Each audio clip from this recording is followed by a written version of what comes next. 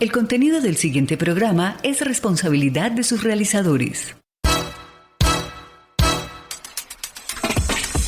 La Pedagógica Radio presenta Gabinete de Curiosidades. Arte y cultura en contexto. Bienvenidos.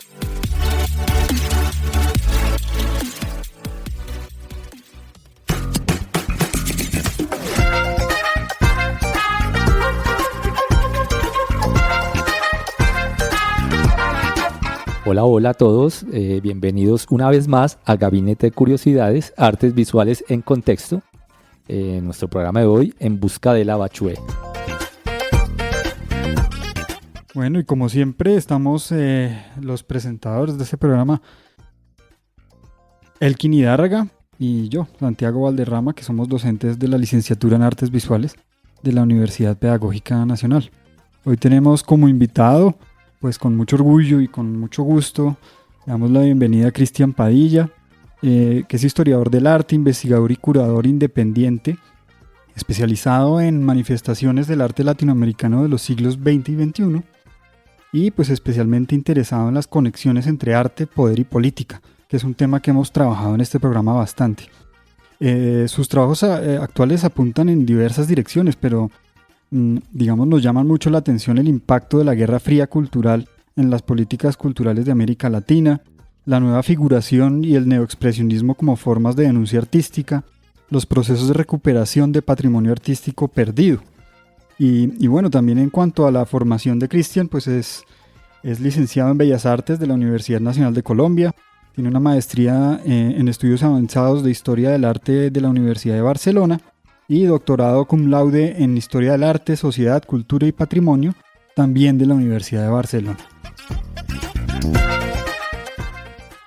Damos también un saludo muy especial, como siempre, a nuestro equipo de trabajo, en el máster Mario Enríquez, en la producción sonora Yolanda Barrantes y Diana Torres, en imagen y redes Laura Chávez y en la dirección Alejandro Sepúlveda. Bueno, continuamos con nuestra sección Disputas de la Mirada.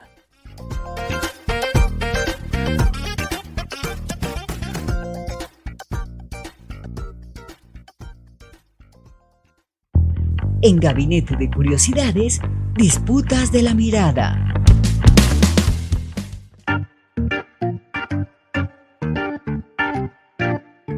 Bueno, en nuestra sección Disputas de la Mirada, y para darle voz ya a Cristian, lo que hacemos es establecer un poquito el norte de la temática de hoy.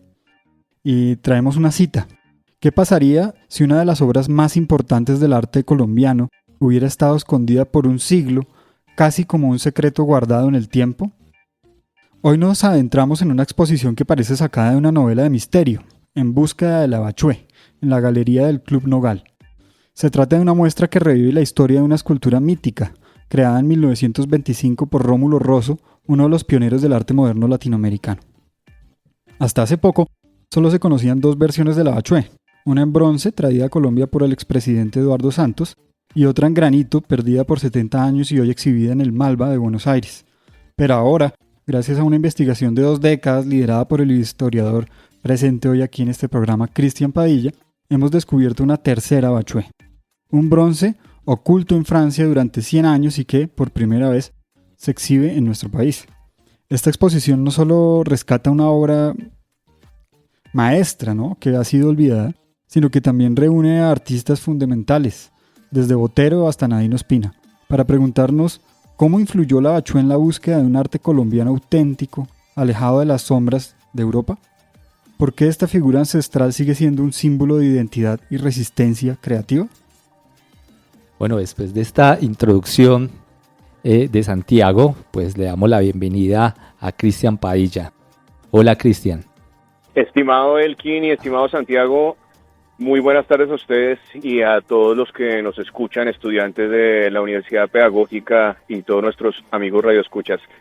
Así es, tenemos una exposición histórica no solamente porque revisa la historia del arte colombiano, lo que yo llamo como el ADN del arte colombiano, a la luz de una obra maestra que nos acaba de aparecer justamente en el centenario de su creación. Esto es una coincidencia que yo encuentro un poco mística, y el hecho de que haya llegado a mis manos lo encuentro todavía más místico, porque he estado en busca de Lavachué durante casi ya 2 décadas de trabajos de investigación, 4 o 5 libros en torno a Rómulo Rosso y Lavachué, y de repente aparece esta pieza. Pues para mí es un honor que de alguna manera todo eso que he venido investigando me convierta a mí también como protagonista de la historia.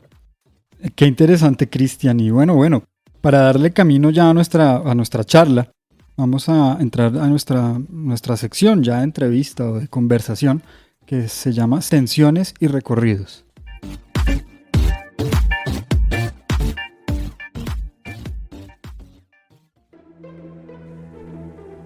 Y ahora, en Gabinete de Curiosidades, Tensiones y Recorridos.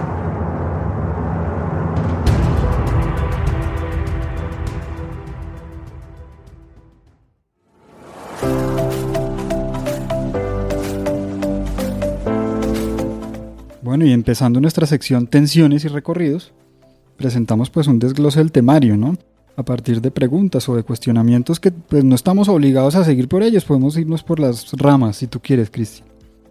Pero bueno, entonces empezando un poquito sobre el contexto histórico y artístico de Lavachué, ya tú nos señalabas como esa búsqueda del ADN, ¿no? De nuestra historia y del arte en Colombia. ¿Por qué Lavachué de 1925 de Rómulo Rosso es considerada una obra fundacional del arte moderno colombiano? ¿Qué rupturas estéticas, ideológicas representó en ese momento? ¿Por qué la consideras tan valiosa?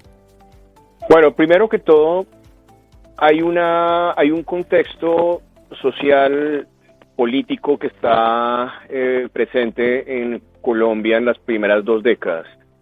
Y ubiquémonos en la celebración del primer centenario de la independencia, 1910. Tenemos un escenario donde es curioso, pero estamos celebrando nuestra independencia de España, pero al mismo tiempo lo que estamos es celebrando a los españoles y nuestro lado español. Entonces estamos en un contexto donde los políticos, las élites que comisionan arte, entienden el concepto de arte solamente desde la perspectiva de Europa. El arte es la forma de a partir del virtuosismo, copiar la naturaleza, la mímesis del retrato, respetar las proporciones del legado grecorromano y del Renacimiento. Entonces, en ese contexto de 1910, que lo podemos ubicar también si pensamos un poco en las esculturas que celebran a los próceres y a los héroes, me refiero, digamos, las esculturas que tenemos en espacio público de nuestras ciudades, Bolívar, Santander, pues la forma de representación es completamente europea, es el arte académico, y esa es la visión que nosotros creemos que es el arte, es la única respuesta a la pregunta ¿qué es arte? En ese contexto donde todos los artistas colombianos están yendo becados a estudiar a Europa para precisamente aprender esas técnicas, donde precisamente aprender esos conocimientos, esas leyes inmutables de lo que debe ser el arte, es donde aparece un Rómulo Rosso que las transgrede y las rompe. ¿Qué es lo que hace Rómulo Rosso? Rómulo Rosso se va a Europa, como todos, a seguir precisamente como esa idea de lo que hay que hacer para ser un artista reconocido en Colombia, pero allá le pasa algo, y no sabemos exactamente qué es, no sabemos hasta qué punto él es consciente de ese cambio, pero al llegar al país, este joven chiquinquireño decide, me imagino que se pregunta en su mente, y yo siendo de Chiquinquirá, siendo de la región de donde provienen nuestros ancestros indígenas, ¿qué hago en Europa aprendiendo a hacer esculturas de dioses griegos? Porque estoy esculpiendo a Zeus, porque estoy esculpiendo a Afrodita, porque estoy mirando a la Venus, si lo que yo tengo que hacer es, si yo tengo mis propias deidades, si de la región de donde yo vengo tiene también una tradición cultural fuertísima. Y ese cambio que es curioso, porque mientras todos querían mirar hacia afuera para establecer esa idea del arte, es Rómulo Rosso el que decide volcar la mirada hacia adentro, hacia el interior de su territorio nativo, y realiza una escultura que por un lado plantea por primera vez una iconografía de los dioses chibchas. Eso por un lado, pero por otro lado transgrede esas nociones que habíamos dicho del arte académico, es decir, ya no le interesa la mímesis, no le interesa la copia o la idea de las proporciones griegas, y por el contrario se volca a revisar elementos de la orfebrería prehispánica, formas que están en el arte que los europeos consideraban primitivo, es decir, civilizaciones que no están permeadas bajo esos conocimientos europeos. Y termina siendo entonces una imagen que rompe completamente con esa noción. Es el primero que aborda la modernidad, y aborda la modernidad en Colombia, o el arte moderno más bien, a través de una mirada al pasado y a través de una mirada adentro de su territorio. Yo creo que ahí es donde está la gran transgresión, la ruptura que propone Rómulo Rosso. Qué interesante, sí. Mientras, como lo dices, mientras algunos están mirando esas formas estéticas hegemónicas, él se adentraba hacia su vida, indagar en su lugar, su territorio, y bueno, construía esta otra imagen. Bueno, nos hayas contado que tu investigación duró 20 años. Cuéntanos cuál fue ese primer indicio que te llevó a sospechar que existía una tercera versión de la Bachué en Europa, o cómo fue ese proceso de indagación. Bueno, la investigación empieza hace 20 años porque estamos hablando de el 2005, 2006, cuando yo empiezo a volcar mi carrera de artes plásticas hacia una profundización en historia del arte. La historia del arte me empieza a apasionar gracias a mis maestros, que son Álvaro Medina. Precisamente Álvaro Medina fue la persona que encontró la Bachué de granito grande, que estaba perdida desde 1930, y él la encuentra en 1998, es decir, 68 años perdida, y él la encuentra. Y yo creo que ese apasionamiento por el arte colombiano lo recibo a través de él, y decido hacer una investigación sobre esta generación. O sea, me intriga el tema de la Bachué desaparecida, y me intriga un tema que ya Álvaro Medina estaba asomando, y era por qué estos artistas son tan desconocidos, por qué Rómulo Rosso no es tan celebrado como un Fernando Botero, como un Alejandro Obregón. Y lo que encuentro es precisamente que a partir de los años 50, con la llegada de la crítica argentina Marta Traba, empieza a haber un nuevo programa en torno al arte moderno. Entonces Marta Traba también trae su propia versión a la pregunta ¿qué es arte? Y dentro de ese concepto, de esa resolución de Marta Traba, no cabe nada que tenga que ver con un arte político. O sea, todo lo que le parezca a ella que tiene herencia del arte mexicano, por ser panfletario, no es arte, o por relatar, o porque el motivo de los artistas sea relatar o reconocer su historia, tampoco lo encuentra artístico. Muchos de estos casos los encuentra folclóricos, y por lo tanto se encarga de ir borrando a esta generación de sus historias del arte y de los museos, y eso es lo que genera pues este vacío.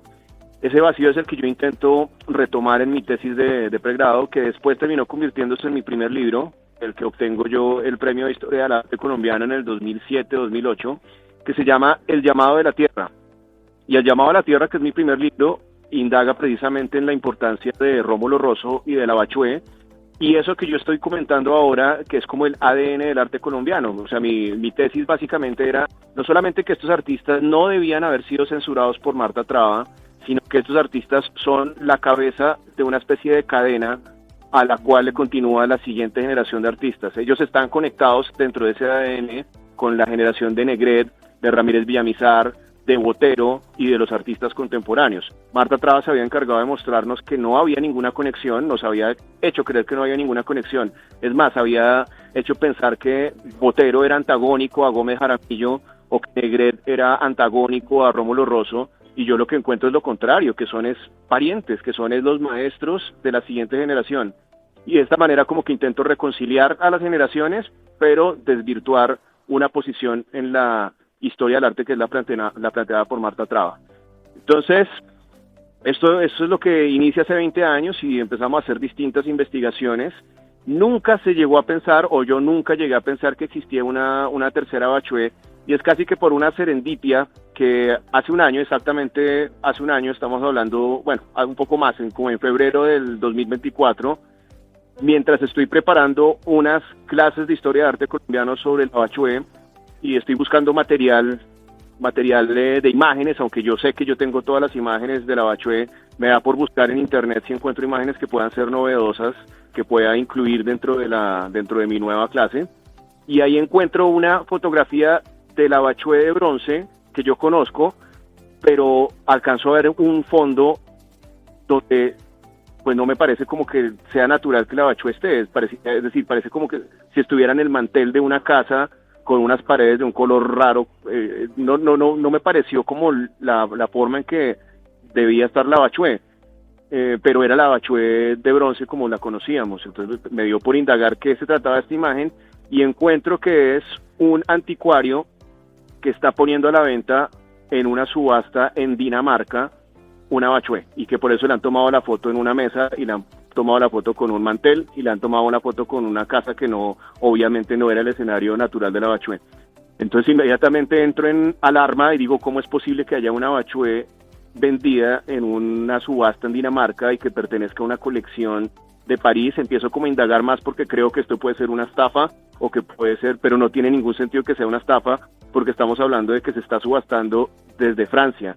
Y entonces mi primera reacción es entender, obvio, si se trata de un bronce implica que había un molde, y si había un molde implica que Rómulo Rosso debía haber hecho más de una copia, las vendió y una de esas se queda en 1925 en Francia y sale a la venta en un anticuario, porque normalmente lo que hacen los anticuarios es desencartar a la gente que tiene objetos viejos, que creen que tienen algún valor, pero que no saben realmente la importancia de estos objetos. Entonces la meten en una subasta, y más que como una obra de arte en una subasta la estaban vendiendo, era como un objeto decorativo, porque no tenían ni idea. O sea, para una subasta en Dinamarca el nombre de Rómulo Rosso no tiene ningún significado, la palabra Chiquinquirá no tiene ningún significado y bachué no tiene ningún significado. Entonces ellos no tenían ni idea lo que tenían, y me llama la atención que sea yo la única persona que precisamente en los días que se iba a producir la subasta entra y encuentra que hay una tercera bachué. Eso para mí es mágico, porque si yo me hubiera demorado 2 semanas más, la oferta de la subasta hubiera desaparecido.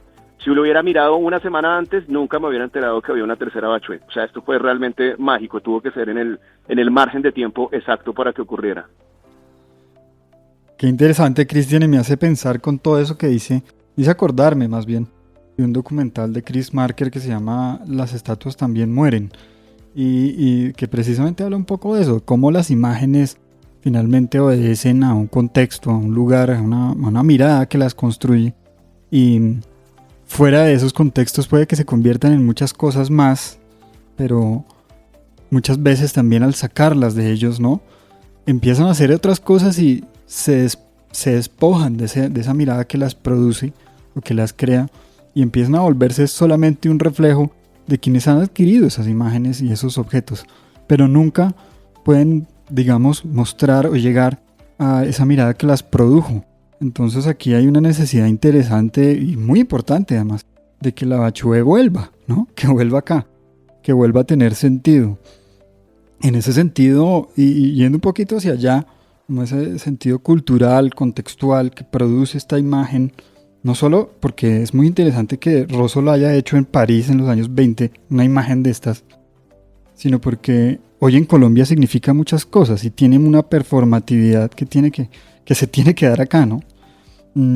Pero me imagino que para poder arrancar usted tuvo que de alguna manera autenticar la obra, cómo analizaron los materiales, procedencias, comparaciones con otras versiones. Bueno, tuvo que partir de esa necesidad de autenticarla, ¿no? ¿Cómo fue eso? Bueno, la identificación básicamente se hace de una forma, un análisis, digamos, muy, muy sencillo, que es el siguiente. Tenemos una bachué en bronce, que es la que conocíamos, la que trae Eduardo Santos, que fue el coleccionista que le compró algunas obras a Rómulo Rosso en su momento y las trajo en los años 30. Entonces esa bachué la teníamos acá presente, está en una colección que yo conozco, que yo tengo, digamos, acceso a las obras de esta colección. Precisamente es uno de los coleccionistas que nos está prestando algunas obras contextuales de los años 20 de Rómulo Rosso en París, dentro de nuestra exposición en el Club El Nogal en la actualidad, es decir, en la exposición En Busca de la Bachué. Y tenemos entonces el conocimiento de que está la otra bachué, que es la de granito, ¿verdad? Entonces tenemos esas dos imágenes. En el momento en que yo encuentro que están ofreciendo una tercera bachué, obviamente me hago la pregunta, ¿cómo hago para indagar de que se trate de la pieza original? Que no se trata de una estafa o algo por el estilo. Y entonces hay un primer dato que es la proveniencia. Siempre cuando se habla de ubicar, digamos, la originalidad de las obras, el 50% de eso depende de la procedencia. Si la procedencia es París, y sabemos que la obra estuvo siempre en una misma colección durante 99 años, implica que es una obra que se hizo en el contexto y en la época de Rómulo Rosso. Es decir, si la ubicamos en 1925 y está en París, ya tiene una buena procedencia porque implica que nunca salió de la misma casa, de la misma ciudad y de la misma familia. Eso por un lado. Por otro lado, cuando se hace la subasta compartía 30 imágenes de la obra, de las cuales uno podía mirar fragmentos, detalles, la obra en su totalidad por distintos ángulos. Y entonces yo lo que hago es tomar estas imágenes que estaban en muy buena resolución y compararlas con la bachué en bronce, de la cual, como yo ya he hecho 5 libros sobre la otra bachué, entonces tengo un archivo digital de imágenes de muy buena resolución. Y entonces al compararlas me doy cuenta de que coinciden absolutamente en todos los detalles, las mismas dimensiones, guardan las mismas dimensiones, obviamente entonces implica que vienen de un mismo molde, guardan los mismos errores, es decir, si la obra tiene de pronto una burbuja en medio de la fundición, resulta que esta también tiene la misma burbuja, entonces pertenece al mismo molde. La única diferencia, que fíjense ustedes que es una diferencia que termina de reafirmar la autenticidad de la obra, es la firma. El artista firma, esta bachué que encontramos está firmada en 3 ocasiones, por las 3 caras de su base o pedestal. 3 de las 4 caras están firmadas. La pieza que nosotros conocíamos, el otro bronce, está firmado por 2 caras. ¿Eso qué implica? Que la obra era firmada posteriormente a su fundición. Es decir, que Rómulo Rosso las firmaba todas de manera original y que cada una tiene, digamos, una dedicatoria distinta o una frase distinta. Eso termina de reafirmar entonces, porque si se hubiera sacado una copia del bronce que conocemos, la firma sería la misma y tendría la misma cantidad de firmas. Entonces esto es súper interesante porque tiene 3 firmas que son distintas de la segunda pieza. Entonces todos estos eventos, la proveniencia, los detalles de la obra, los errores que seguramente son errores del mismo molde, coinciden, y esto implica entonces que la pieza es una hermana del otro bronce que conocíamos. Una pregunta, ya que hablas, pues que es una serie. ¿Esta escultura estaba numerada? Pues como muchos artistas cuando suelen hacer un tiraje de fundición suelen numerar sus piezas. ¿Esta tenía algún tipo de numeración para saber si hay más o no? Correcto, entonces lo que nos sugiere, lo que conocemos de la obra de Rómulo Rosso hoy, es que él no numeraba las obras. Claro, cuando aparece la segunda bachué, entonces, el segundo bronce, quiero decir, empiezo a indagar sobre otras obras de Rómulo Rosso que tengan una segunda o tercera versión. Nunca encuentro una tercera versión, pero me doy cuenta, por ejemplo, que la colección que estamos exponiendo en la exhibición que tenemos en este momento en Nogal, tiene una obra también importante como hermana de la bachué que se llama Tequendama. Entonces tenemos un Tequendama, pero en la colección del Banco de la República, en la colección permanente, en la sección de arte colombiano, está otro Tequendama que es entonces sacado del mismo molde. Eso implica que no es una anomalía que Rómulo Rosso sacara por lo menos 2 obras de un mismo molde. Ahora, si nosotros revisamos ese Tequendama, no hay una pieza que esté, ninguna de las 2 está numerada. Lo que están es, como te digo, firmadas de pronto de manera distinta, en algunas ocasiones incluso están dedicadas y pues dedicadas a distintas personas. Y hay un tercer caso, es una obra que se llama La Música, también de 1925. Una de las piezas de La Música se encuentra también en nuestra exposición en este momento, de la misma colección, y otra música fue subastada apareció en una subasta en Londres hace unos meses. Alguien la compró, yo creo que un coleccionista colombiano la compró y luego la puso a la venta en la casa de subastas Bogotá Oceans hace un par de meses, digamos unos 3 o 4 meses. Tampoco estaba numerada, lo que implica que hay 2 músicas, 2 tequendamas y quedaba abierta la posibilidad entonces de que hubiera una segunda bachué. No sabemos si existe una tercera Bachué, reitero, no están numeradas, no puedo concluir que haya o no, que exista o no exista. Yo me atrevería a decir que es posible que no, mientras lleguemos a la conclusión de que Rómulo Rosso hacía 2 obras por cada molde, tendríamos solamente 2 Bachués en bronce, por lo pronto. Cristian, y bueno, yendo un poquito más, en este programa trabajamos mucho también desde la cultura visual, los estudios culturales. Entonces, yendo un poquito más allá del avalúo, del valor artístico en los escenarios más canónicos del arte, galerías y demás, nos interesa pensar un poco en el escenario cultural y la memoria, ¿no? Las políticas de la memoria y el patrimonio en Colombia. Este descubrimiento pues claramente es muy importante, pero nos deja ver que finalmente hay muchos vacíos y preguntas, incongruencias o tensiones también dentro de la preservación del patrimonio en Colombia, ¿sí? ¿Por qué cree usted que esta obra desapareció o por qué cree que de pronto es que ahora la empezamos a mirar y a buscar, ¿sí? Y antes no? ¿Qué movimientos culturales? ¿Qué es lo que hace que las miradas hayan cambiado?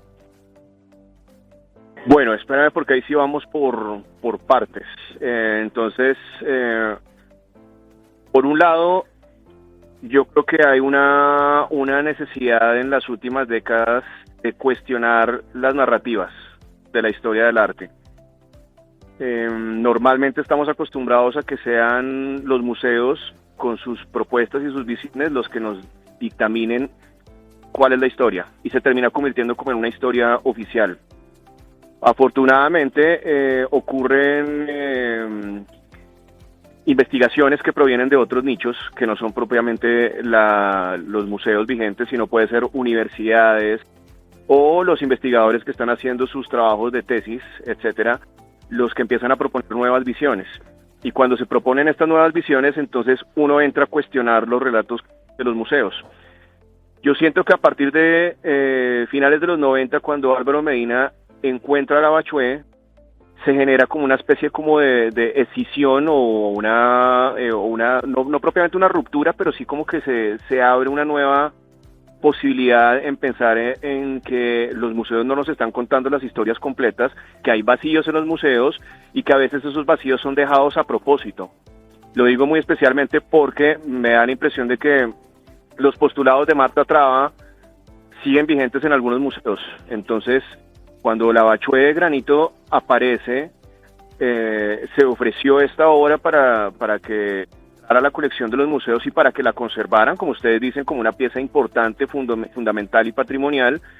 Y los museos preservando la visión de Marta Traba, no vieron valor en esta obra, lo cual pues nos eliminó toda posibilidad de que la Bachué pudiera ser vista, consultada por el público en general y que estuviera en un museo. Finalmente, esas nuevas investigaciones o esas otras miradas se van reafirmando y consagrando con eventos como, por ejemplo, el hecho de que el año pasado la Bachué, censurada o digamos no querida por los museos, por el contrario fue deseada por la Bienal de Venecia y la invitaron como una pieza protagónica dentro de la exposición central principal de la Bienal de Venecia. Entonces fíjense ustedes que mientras que los museos, que son los que se supone que preservan el patrimonio, no la quieren, son otras instituciones externas y foráneas las que terminan de consagrar, validar y darle importancia a ciertas obras. Entonces, a veces parece que las obras son más importantes por fuera que en Colombia. El año pasado entonces terminó habiendo una tremenda polémica porque la Bachué de granito, la pieza de formato grande, nunca volvió a Colombia porque estando en la Bienal de Venecia fue adquirida por el Museo de Arte Latinoamericano de Buenos Aires.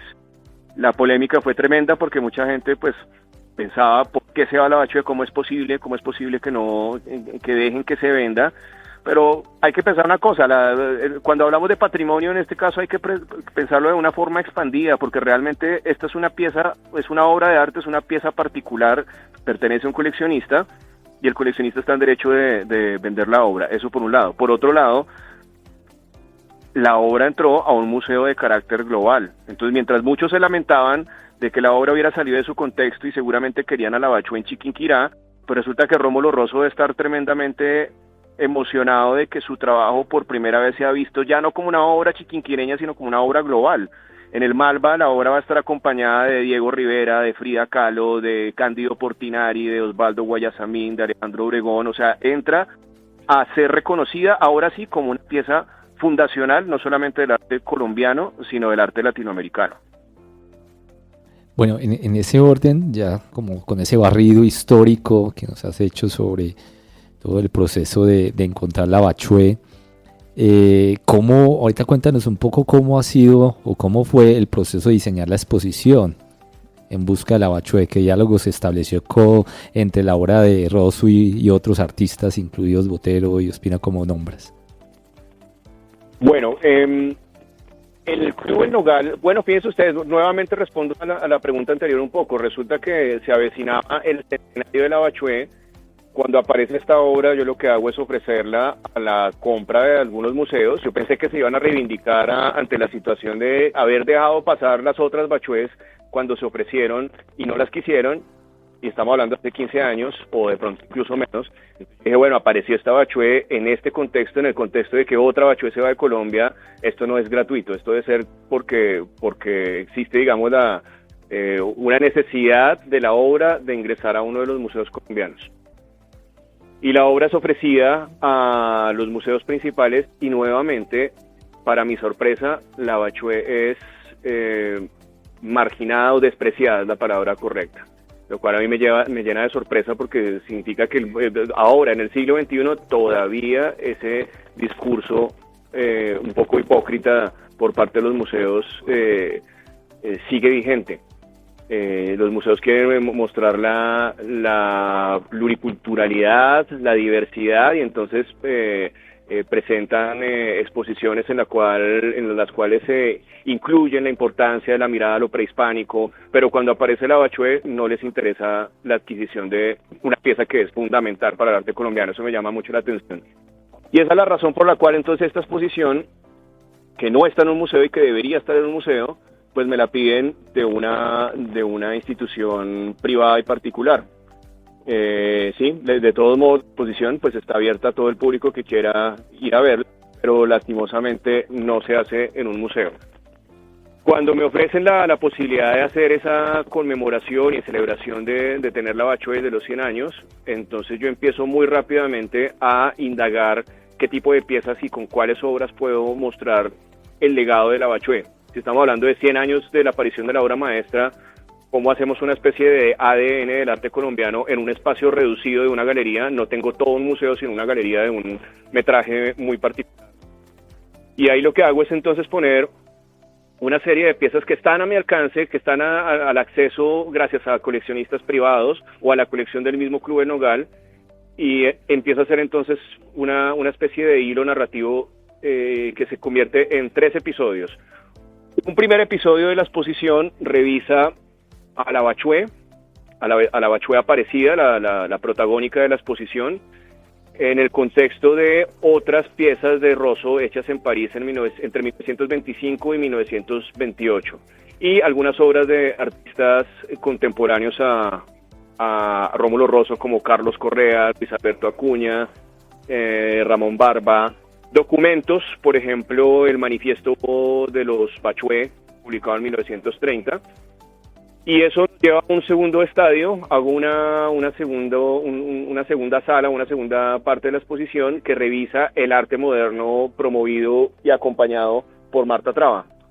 Entonces ahí entra ya la generación de Marta Traba con artistas como Edgar Negret, Eduardo Ramírez Villamizar, Carlos Rojas, Omar Rayo, y Fernando Botero, entre otros. Incluso Olga Amaral podemos, digamos, que vincularla dentro de ese periodo. Entonces yo digo que se empieza a tejer un ADN porque me doy cuenta de que todos estos artistas que estoy mencionando aprendieron la idea del llamado de la tierra, es decir, revisan, pueden que estén haciendo manifestaciones modernas, pueden que estén haciendo arte abstracto geométrico, pero lo hacen gracias al estudio de lo prehispánico, que es básicamente seguir la lección de Rómulo Rosso.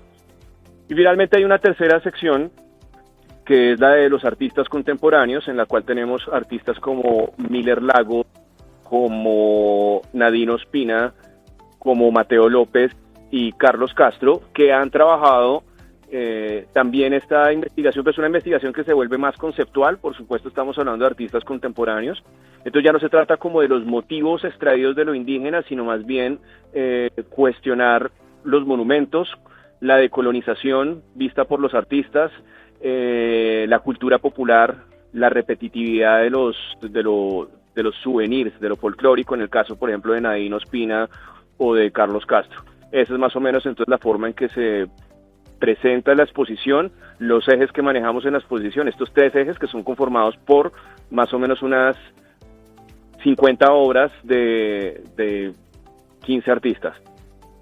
Bueno, devolviéndome un poquito, estas obras son de colecciones privadas, ¿cierto? Como lo hemos mencionado. Te quería preguntar por qué como la renuencia de los museos, grandes museos en Colombia, por adquirir algunas obras. Bueno, hace unos años, como para contarte, también descubrí por allí una colección privada. Había unas obras muy importantes, unas de Nadine Ospina, de Mansur, Luis Caballero y demás, y había una muy importante de Miguel Cabrera, artista mexicano, una de las vírgenes que él pintó, y pues en ese tiempo se me dio la tarea de como intentar ofrecer en algunos lados las obras, y pues fui a algunos museos, incluso algunos museos de México, a ofrecer las obras, y no estaban interesados en adquirir, en conservar las obras, que hacen parte, pues, como tienen una narrativa histórica también, una importancia en algunos contextos. Porque esta renuencia, y sin embargo, pues quienes sí hacen cuidado son las colecciones privadas. La renuencia de los museos solamente la saben los museos, porque las juntas que adquieren las obras suelen reunirse de una forma, digamos, secreta, o no comparten sus criterios de adquisición, y si las obras son rechazadas tampoco comparten no hacen ningún feedback, nunca se explica los motivos. Entonces todo lo que yo pueda decir está dentro del terreno de la especulación.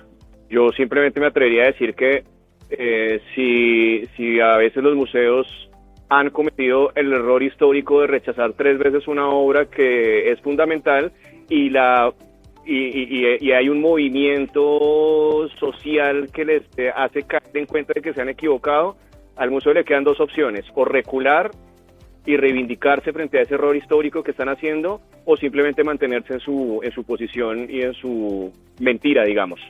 Y quedarse en esa misma posición. Entonces la renuencia de los museos solamente lo saben los museos. Yo lo que especulo es simplemente si ya se ha hecho en 4 ocasiones un señalamiento en el cual la pieza no va a ser adquirida, pues toca mantenerse en la quinta.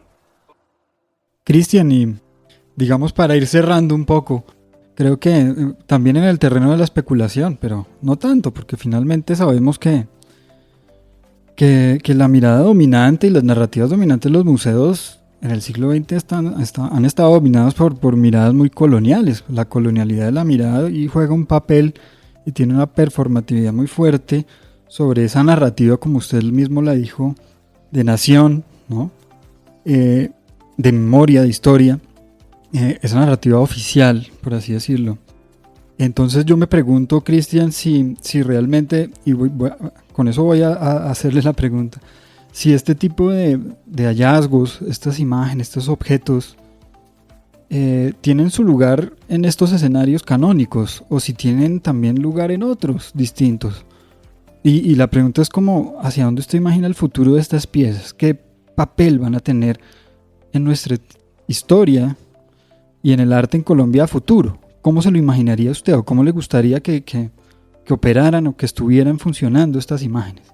No, yo creo que el ideal, además porque fíjate tú que, como decíamos, es una pieza que ya ha trascendido a su tiempo y empieza a haber una importancia de la pieza en las generaciones nuevas. Es decir, es curioso porque estamos hablando de unos artistas que fueron borrados, marginados de la historia, de alguna manera censurados, pero con el tiempo se convierten en figuras adelantadas y pioneras a su tiempo. O sea, el Rómulo Rosso podemos pensarlo hoy como un pionero del arte decolonial. O sea, él es realmente la primera persona que pone en cuestionamiento el concepto de arte y el que responde con un arte propio, no con un arte europeo, no con un arte prestado, no con un arte basado en lo de los museos canónicos, sino que responde con una actitud absolutamente novedosa, y eso se termina convirtiendo, fíjate tú, que en una posición política.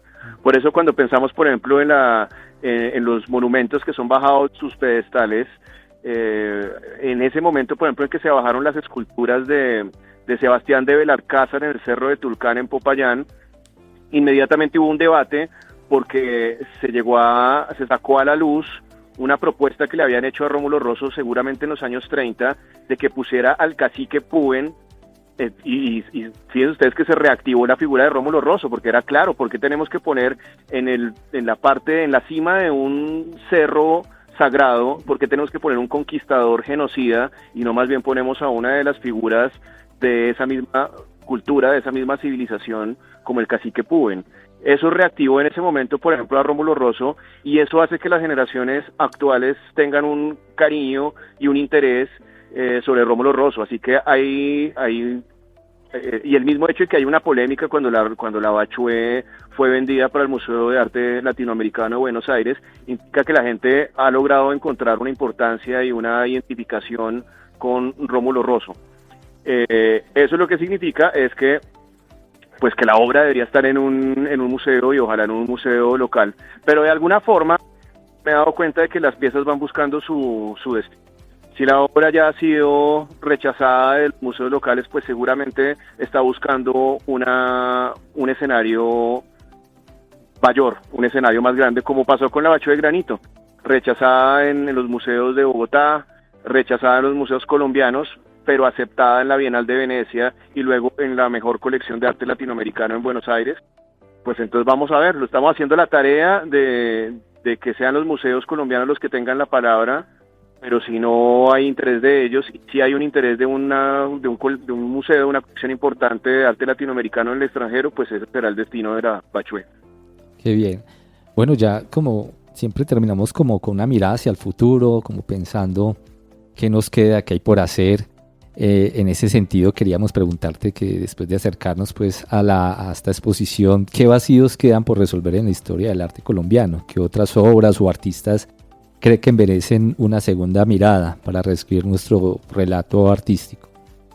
No, todo el arte colombiano hay que estarlo cuestionando todo el tiempo, y hay constantemente vacíos, precisamente por el hecho de que tenemos pocos museos. Entonces hay poca financiación para las revisiones históricas, entonces hay muchos lugares para donde revisar. Hay una investigación que yo espero publicar este año que revisa una época, o más que una época, un escenario social y político poco estudiado, que es los efectos de la Guerra Fría cultural en Colombia. ¿Cómo podemos entender el arte colombiano a la luz de la Guerra Fría, de la influencia de Estados Unidos, posteriormente, digamos, el vínculo o la politización del arte y los vínculos con Cuba? Yo creo que es un escenario muy interesante que espero estar haciendo aportes a este tema en este año. Pero hay muchos otros campos, el expresionismo de los años 80, que está muy vinculado con esta politización, por ejemplo. Hace unos años tuvimos el gran honor de hacer una serie de investigaciones en torno a la época temprana de Botero, que es un tema en el cual yo me he especializado, el Botero temprano, cómo Botero configura su estilo, y eso ha sido bien interesante porque ha reactivado también a Botero, que nosotros, que mucha gente pensaba en Botero como un artista repetitivo y académico, pero resulta que a través de esas investigaciones lo vemos es como un artista vanguardista, una esponja que está bebiendo de distintos influjos, muy, muy virtuoso, pero también conceptualmente muy potente, un artista que está mirando el arte pop, pero que está mirando el expresionismo abstracto de Nueva York, que está mirando el muralismo, que está mirando el arte del Renacimiento, también mirando al pasado, pero también el arte prehispánico. O sea, todo eso me parece que es apasionante, cómo podemos cuestionarnos las historias y traer nuevas formas de descubrir a los artistas. Bueno, ya se nos acabó el tiempo. Bueno, muchas mil gracias a Cristian por acompañarnos. Bueno, Cristian, recuérdanos dónde está la exposición, hasta cuándo está, dónde encontrarte también. Tienes una página, recordándonos el nombre de la página.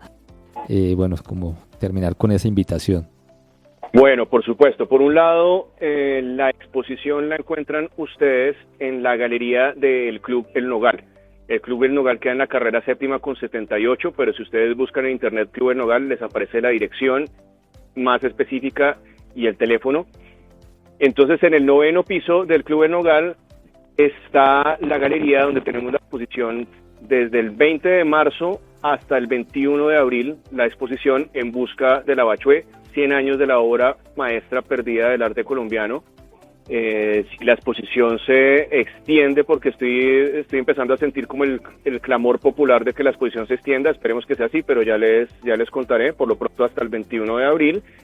Y invitadísimos entonces entre las 10 de la mañana y las 6 de la tarde de lunes a sábado para que asistan. El día de hoy miércoles 2 de abril, estaré haciendo una visita guiada a las 6:30 de la tarde para que ustedes puedan asistir a la exposición. Les pido el favor con anticipación de llamar a la galería, encuentran el teléfono del Club El Nogal, se comunican con la galería, entregan sus datos para que en el registro los dejen ingresar. Y los invito también a que me acompañen en distintas conferencias, charlas que estoy continuamente haciendo. Pueden encontrar toda la información en mi perfil en Instagram, Cristian Padilla PE, Cristian con HCH. Cristian Padilla PE, ahí estoy constantemente subiendo las charlas, conferencias que estoy constantemente haciendo. Entonces, invitadísimos a que me sigan y a que recorran conmigo la historia del arte colombiano.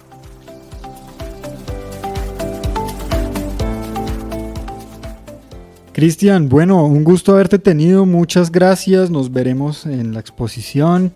Invitamos a todas y todos nuestros estudiantes a sintonizarnos en la siguiente emisión y les recomendamos pues esta exposición, y todo lo que hablamos hoy creo que tiene mucho que ver con educación, arte, política y el tema que trabajamos en este programa. Entonces, hasta un nuevo encuentro.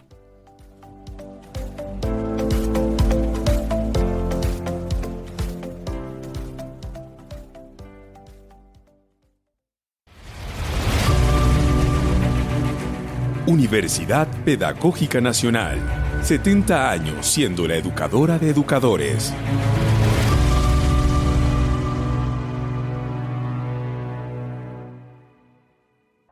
Este programa es parte de los contenidos educomunicativos de la Pedagógica Radio, disponibles para ti al aire y en formato podcast a través de radio.upn.edu.co.